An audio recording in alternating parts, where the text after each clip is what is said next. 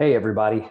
My name's Jacob Clark, and we're here to talk about today Cobb County Fire and Emergencies Services gas leak response for residential and commercial structures.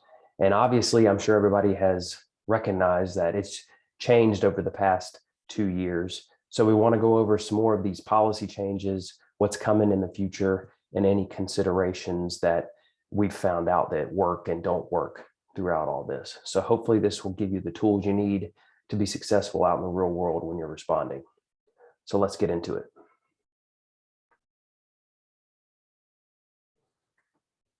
All right, so our natural gas response here in Cobb County has been developing over the past couple of years, and these changes and considerations that are in this presentation are things we've learned and different material that's going to help us be successful from now on.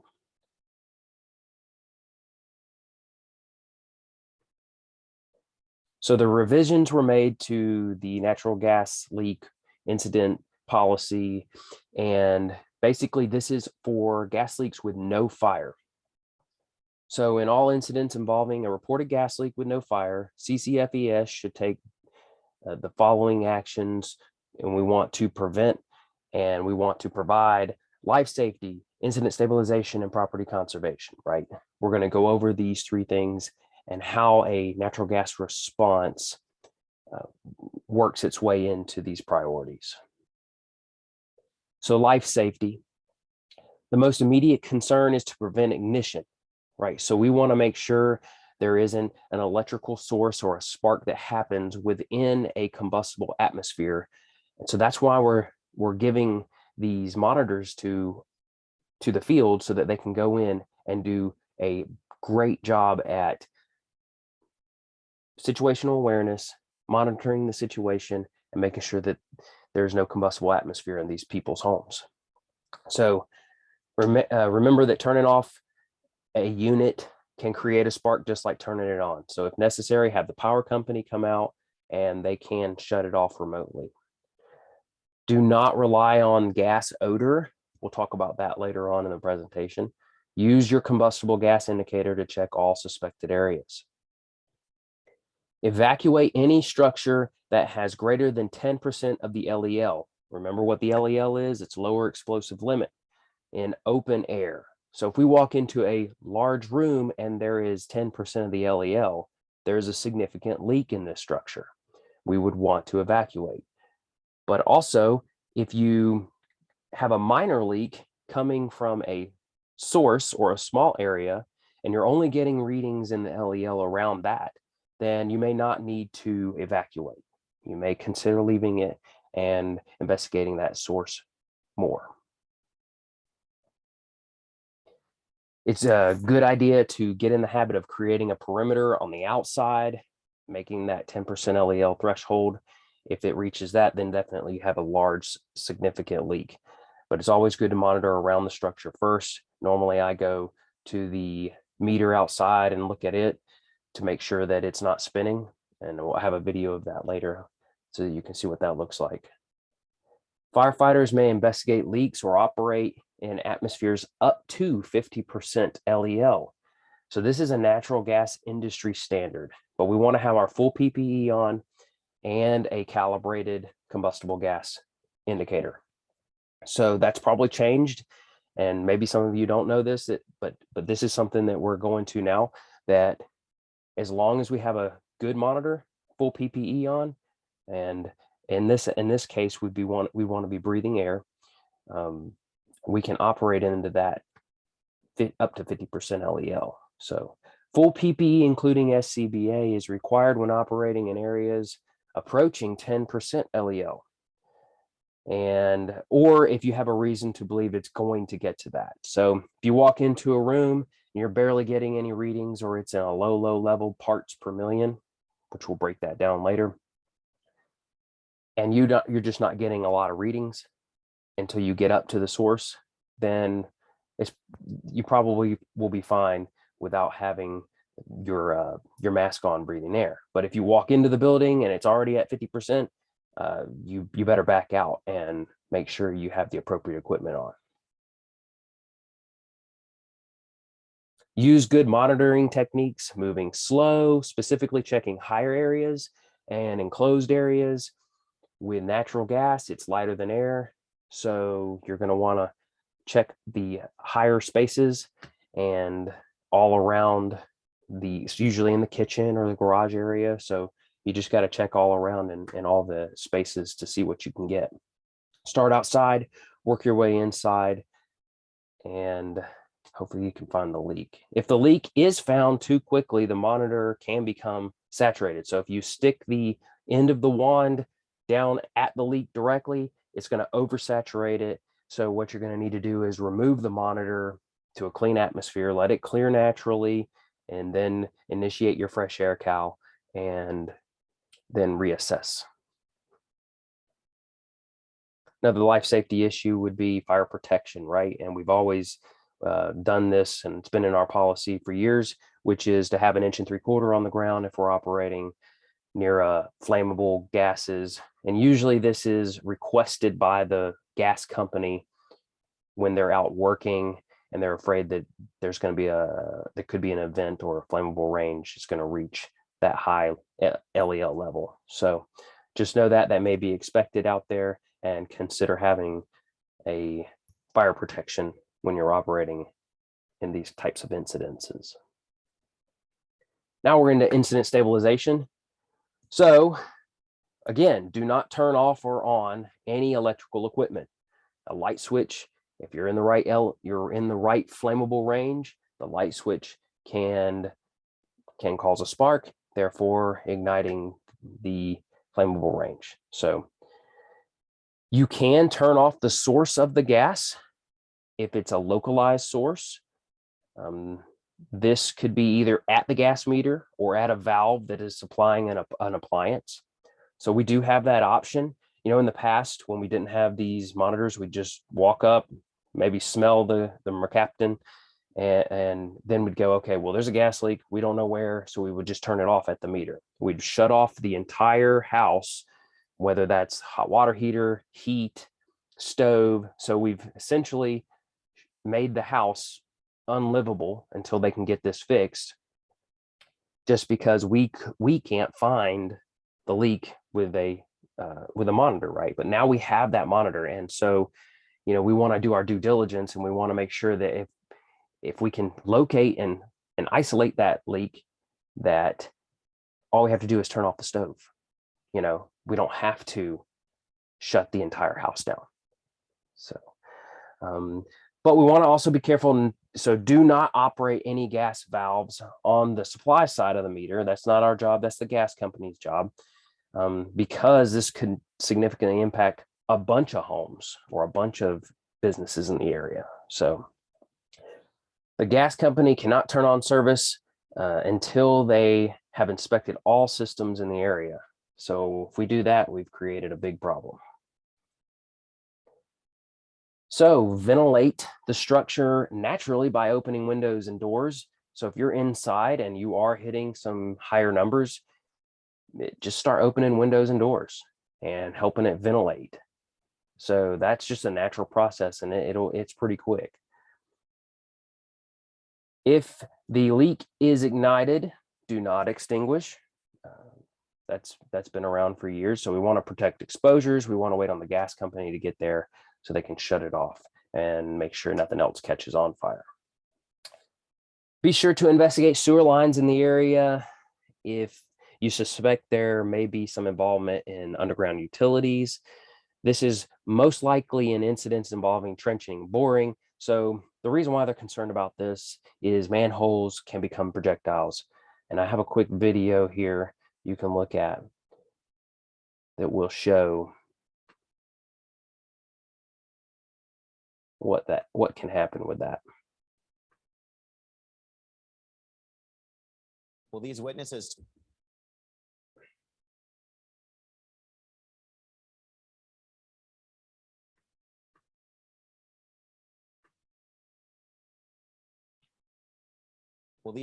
to a fire in New York State had a lucky escape when a manhole cover went flying through the air. Well, we were pretty much evacuating the building. We were waiting for the children to finish evacuating.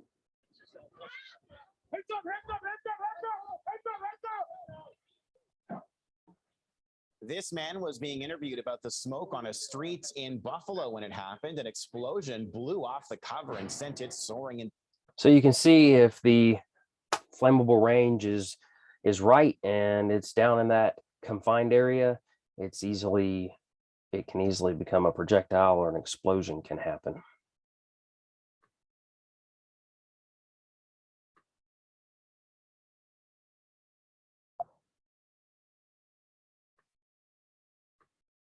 Property conservation. So do not turn gas back on once it's been turned off. Advise property owner the same information. So if we leave, just let them know that's not a good idea for them to do. Turning services back on can only be done by a gas company, and they want to make sure those repairs are done correctly. So that's why. When the gas company arrives, you want to give them a thorough briefing on what happened, where you think the leak is, what you've done to mitigate it, all those kind of things, so that they're not operating off, nothing. And that hopefully you've gotten some ventilation going on so that you can protect life safety with that. So this should include what your levels were, the location, suspected sources, any of that information. All right, now we're going to get into some considerations and information about natural gas and what we've learned over the past years. So natural gas, it is made up of primarily methane. It's odorless gas and has a vapor density. If you remember chemical and physical properties, it has a vapor density of 0.6 to 0.7, which means it's lighter than air. So we're going to be looking at higher spaces for this. Now, what is put inside natural gas is mercaptan. It's an odorized additive, and it's added and it smells like rotten eggs, and it's so that we can smell it, when we walk into a structure, right? So most natural gas detectors will detect small natural gas leaks well below the level of which your nose can detect mercaptan. So be aware that the human nose becomes quickly desensitized with mercaptan. Okay, after a short period, you may lose it. You may not even smell it. So you might need to remove yourself from that area and then come back in if that's something that you need to do.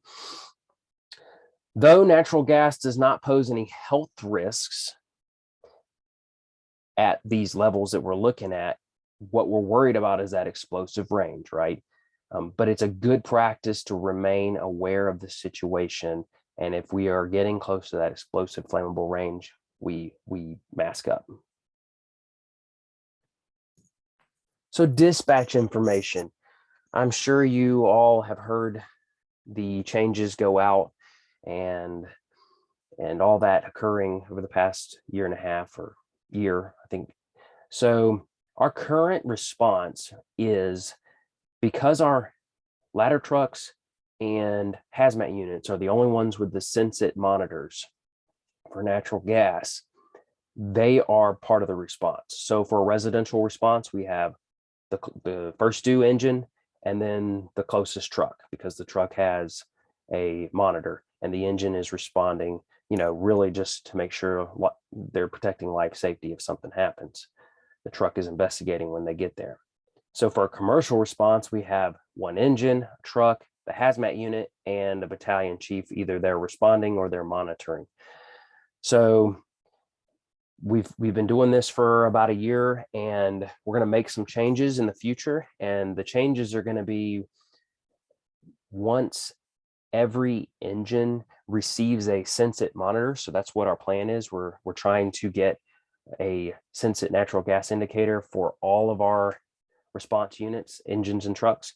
Then it'll just go to a residential response for one engine or one truck. And then commercial response is going to be one engine, one truck, and possibly having a battalion chief either respond or monitor. So that's what's going on now and what's going to hopefully occur in the future. All right, so we've talked a bunch about response. Now we need to talk about the combustible gas indicator itself. So right now we have the Senseit HXG2D combustible gas indicator. And hopefully by now you've at least put your hands on it if you've floated over to a truck company or something like that.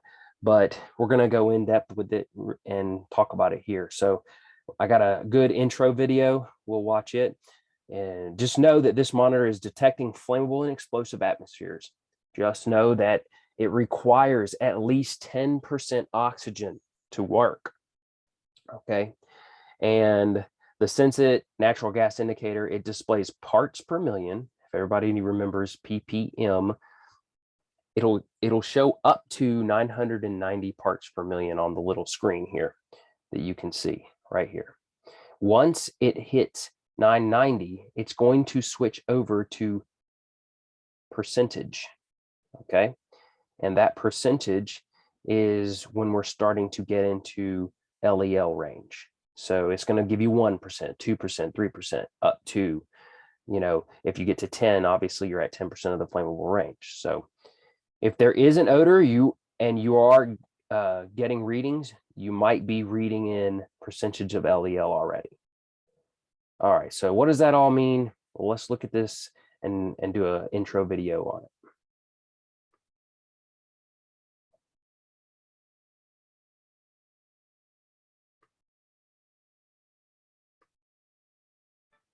Gwinnett County Schools is the largest school district in Georgia. That is an ad on YouTube. All right, here we go.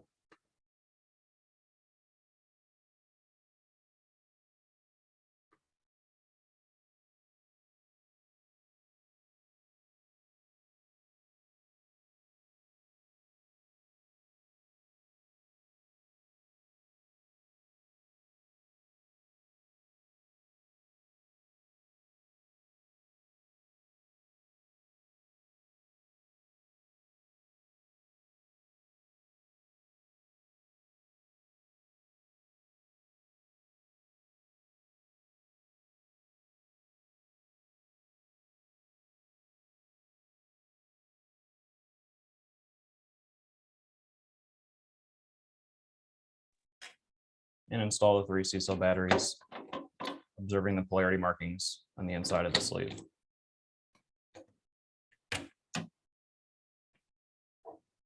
Then reinstall the battery sleeve.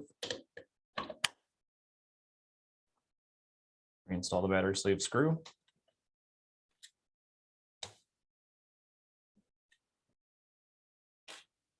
And we can power on the instrument by pressing and holding the A button until the screen illuminates.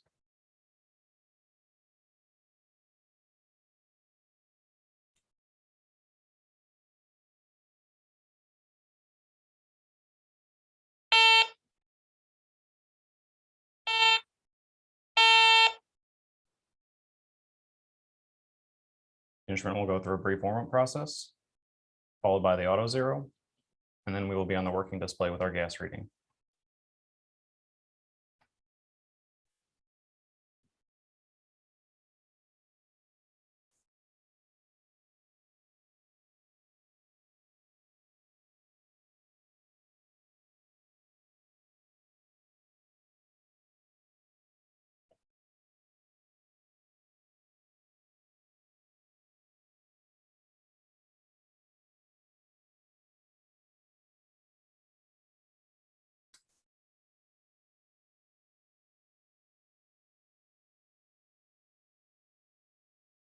We can extend the gooseneck to more easily do an investigation. Pressing and releasing the A button will mute any alarms that are present. Pressing and releasing the B button will turn on the tick feature. As we move closer to a source of gas, this tick rate will increase. Pressing and releasing again will reset that tick rate. Disable that by pressing and releasing the A button. Pressing and releasing the C button will turn on the backlight of the instrument for 30 seconds. And if we press and hold the C button in a gas-free environment, the instrument will auto zero.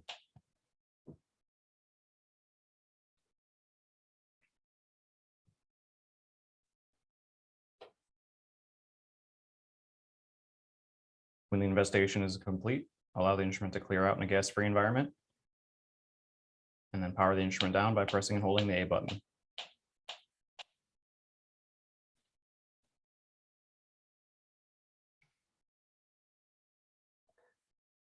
All right, so that was like an intro video you can watch. Hold on a second. You can watch that as many times as you need to. It's on YouTube. So obviously it's a good resource to have.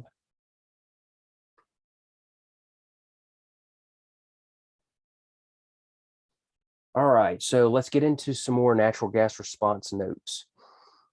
So our Sensit HXG 2D monitor is calibrated to methane. Therefore, only accurately reads methane. Okay, it's in bold there because this is important. It is not a multi-gas monitor. It's not a CO monitor. It is a natural gas indicator. So it only reads accurately with methane. Okay, so obviously natural gas is made up primarily of methane. Remember that methane is lighter than air. Also, so fresh air zero needs to be done in fresh air. So preferably outside the compromised structure. And just a quick reminder on how to do that. You hold down the C button with 0 on it and it will fresh air. If the monitor is reading in ppm, parts per million, near a leak, you have a small leak. If it's reading or switches into percentage and you are in a room in a large area, you most likely have a large leak. Okay, so keep those things in mind when you're doing your recon. If the tick noise is maxed out, so it's already whining, it's going to be maxed out, you can reset that tick with the B button and it will slow down and start over and help you get into those higher levels to find that leak. Be aware of the presence of other chemicals, gases, or vapors that could cause false readings and cross sensitivity. So there is a cross sensitivity with these sensors, and they provide a chart that goes along with this monitor. But understand these numbers should not be used to check LEL ranges of other gases or chemicals. Okay, these charts correlate in a different way than how we're going to use them in our purposes. So you could get a cross sensitivity from another gas. So you need to do your investigation thoroughly and look for signs of something other than natural gas, if that's the case. So if you do choose to use a liquid leak detection solution, such as soapy water, then do this after you've used your monitor, just so you don't have that cross contamination for the monitor itself. Okay, so we're going to talk a little bit about CO monitors here with responding to natural gas incidences. So it is a good idea to use your ToxiRay 3 CO monitor to check CO levels in conjunction with the Sensit monitor. This will help rule out CO as a safety concern during the call. If natural gas is suspected, do not use CO monitor without the Sensit, okay? Because CO monitors will not pick up natural gas. It's not going to, they don't go together. You can use these together to rule out two separate hazards, but you don't want to get that confused, okay? So another response note would be you can replace your own batteries at your station. That's what the C batteries are for. You can clean your filter, take it out, and you can use soap and water. If you don't want to mess with that, or if we just need to replace it, send it into station 22. We'll get you a new filter. We'll replace it. Just needs to make sure if you are cleaning it, it needs to be dry before you reinstall so you don't mess up the sensor.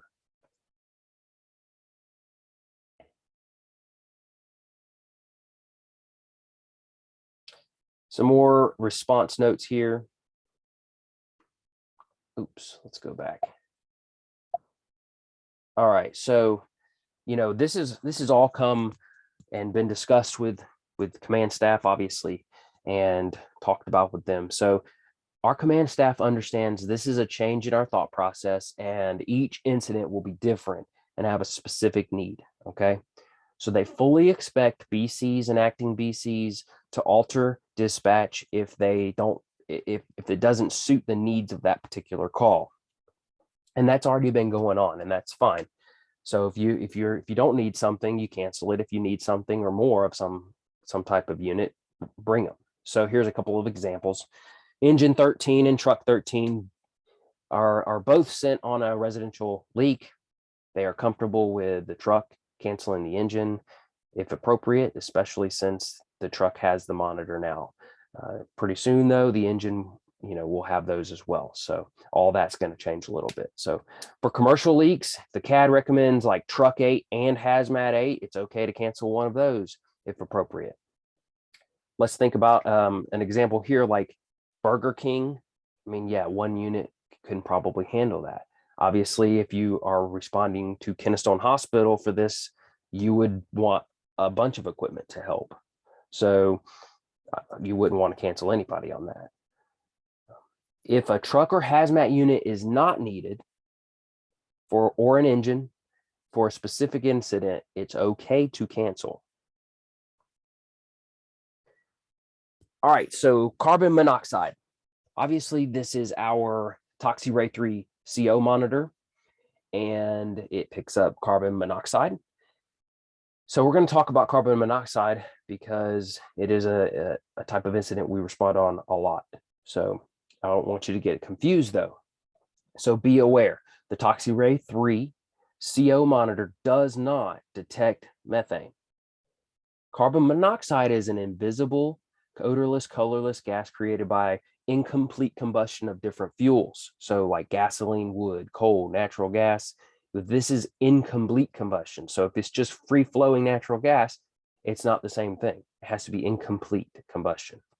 Propane, oil, different things. So heating and cooking equipment can cause this. So if it's not fully burning that off when it's flowing, then you'll have a CO being produced. But if it's just pure natural gas, then it's not going to have CO.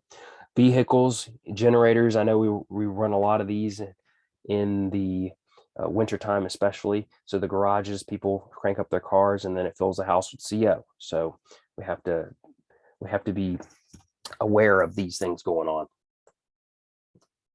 So still, CO poisoning can be confused with flu symptoms, food poisoning, can cause shortness of breath, nausea, dizziness, lightheadedness, all those things.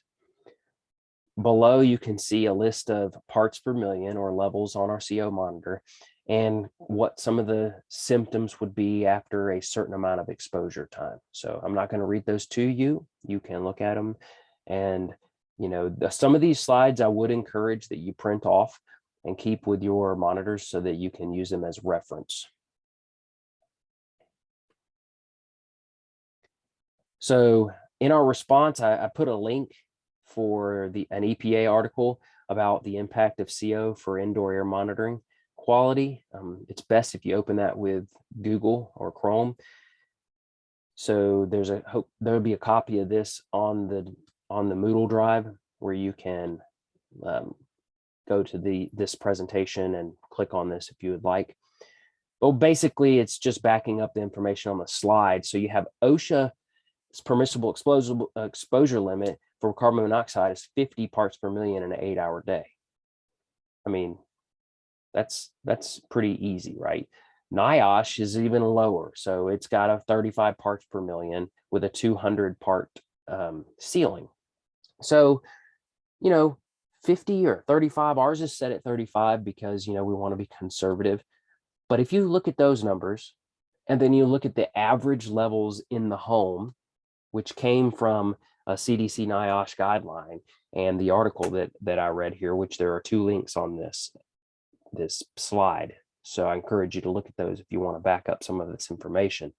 But look, the average level in a home without a gas stove is 0.5 to 5. So, I mean, how many times have we gone in and tried to get the house down to 0 and we're afraid of that? Well, our job is as low as reasonably achievable.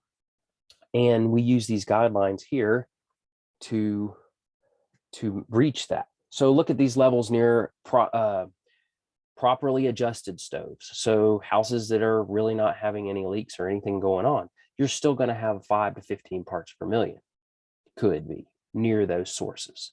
And then stoves that are, they probably didn't use the right amount of Teflon tape, or it's got some kind of small leak, you can have anywhere up to 30 parts per million and higher. So these are just guidelines, but I just want you guys to have confidence in your decisions and confidence in your monitors. These are some common areas you will find leaks. So let me use the laser pointer. Right here, you can see these two pictures. You see the top piece is off center and the gas is left on. I can't tell you how many times we've walked into houses like this, and that was the only problem. So with our new Sensit monitor, we can literally isolate the problem to this one eye, turn it off. If it stops, then we fix the problem for them. We don't have to turn off the whole house. But if we turn this eye off and fix this right here, and maybe the valve inside this is broken, we can still determine what's going on and we can shut one of these valves off, right? So this is behind the stove here all the way to the right, and usually there's a little quick shut off and they look like this. But these are common areas that you'll have leaks where the Teflon is. Dryers are other common areas. Just another shut off right here. And then, your hot water heater, your heating and AC unit here, there's all these valves that could be leaking. Those are just all hot spots that I would check if I were you.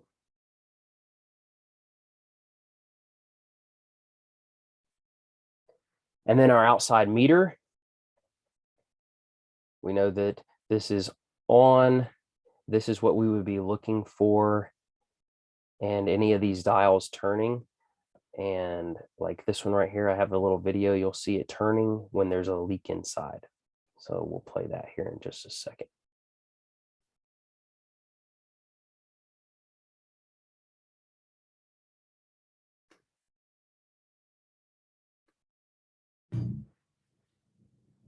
So you can see it's turning right here as there is gas being used inside, possibly a leak. Okay, so that makes sense. That's something that I like to go look for, especially I do like to do it first, and then I like to do it afterwards. And sometimes it may not be doing anything if the leak's small enough, but it's just a indicator.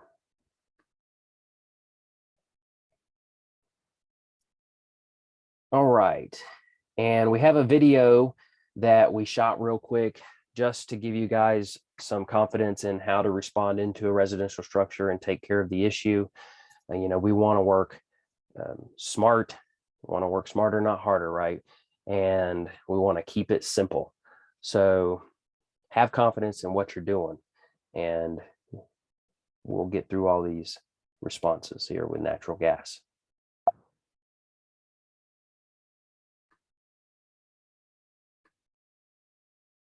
Here's a quick video.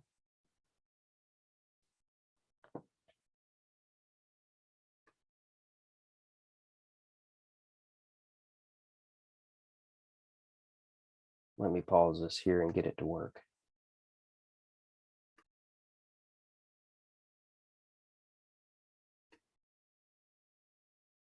Here we go. All right, we're responding to a natural gas leak at a residential structure. So the first thing I'm going to do is stand outside and go ahead and turn this on and let it zero out.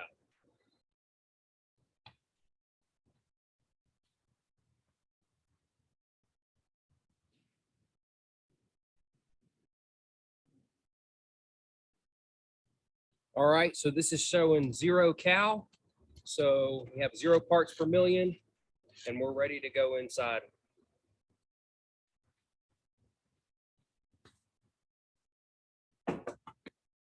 department. Hey, yeah, I'm glad y'all came, man. I just got here, walked in the house, smells like gas. I'm trying to make the chicken. I don't know what's going on. All right. Can we come in and check it out? Oh, yeah. Come on in. All right, why don't you come on outside? We'll start checking it out. All right, let's go on in and see if we can get some readings.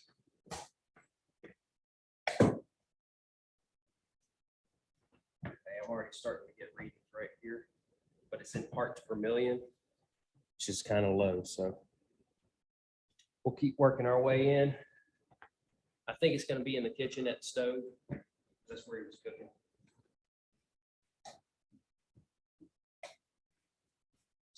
Yeah. Starting to get that tick. I'm going to reset it. So now it's going to slow it down.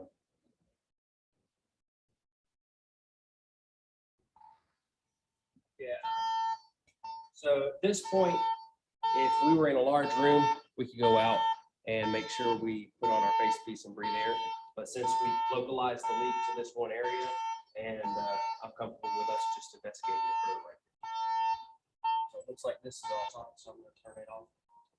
And it looks like all the pilot lights are out, so they're going to be leaking too. Getting some readings here too, so probably just residual. Well, let's go ahead and pull the stove out and we'll shut it off at the wall.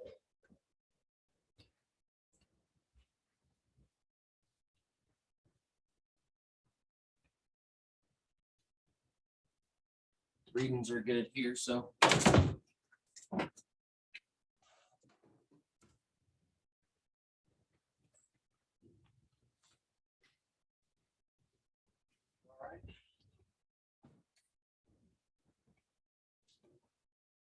So I feel good with that.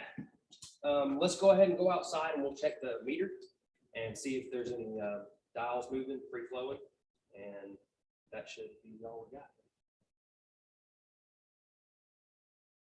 So you can see it's as simple as that usually.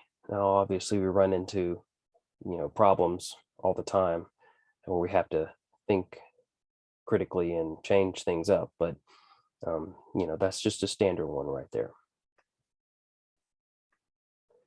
All right, so we're getting close to the end here. Action steps for the field. So everybody out there who's watching this and hopefully reading some of it, you got to read the policy changes so that you can know what to do. Okay. I encourage you to print out the changes in the policy, keep it on the engine, and print the information that's going to be provided here. Get any copies of that for the monitor. It's just good to have as a reference in case something happens, right? And with those things, it's hopefully going to give you confidence in your equipment and your response. And then, hey, if something happens, you need extra help, need extra needs, call Hazmat, call us and we'll come out and we will help in any way we can. And then train with units that have the monitors, train in your kitchen at the station, whatever you want to do, just you can use those things to train with. The bottom line here for this class is we want to get more capable equipment rolling to protect life safety events. Okay, regardless of how simple these can be, they can also be very difficult. They can also be very life safety oriented. So we don't want to take these lightly, and we want to make sure that we're responding appropriately. So, hey, ask for more when you need it. Cancel excess when you don't. That's okay. Make a good, reasonable decision and just get what you need and cancel what you don't. And then Cobb County Fire and Emergency Service Hazmat Response Team. We are ready to help in times of need and any uncertainty. So call us, we'll get rolling that way, and we'll help in any way we can. So thank you guys for listening to this, and hopefully it helps you in the response world. And be safe, and let's get out there and do it.